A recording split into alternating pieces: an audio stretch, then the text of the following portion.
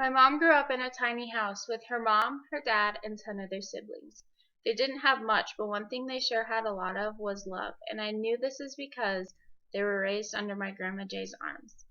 My Grandma Jay was like the roots of our family tree. She is the glue that held us together. I have some great memories with her, and my favorite of all are always the Christmas ones. I remember so many Christmases gathered in a tiny house with all of my family members, which is 50 plus people.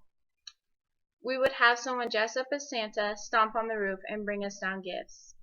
I remember looking over to my Grandma Jay sitting in her rocking chair and just smiling at all of us.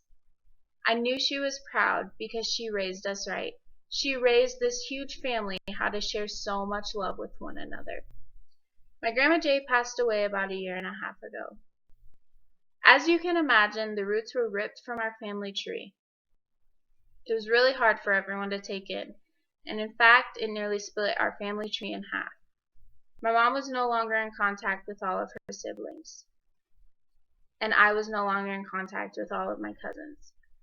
It's really hard to fathom, but things are starting to get better, and I know it's because my Grandma Jay is up in heaven, wondering why we stopped loving so much in the first place. I have faith that she will bring us together as one again. My Grandma Jay taught me so many different things in life, and the one I always take heart to most is loving. I am one of the most loving people you will ever meet, and I know it's because of her. She also taught me a new aspect of life, and that is never to take it for granted. My Grandma Jay passed unexpectedly, and it threw everyone for a loop.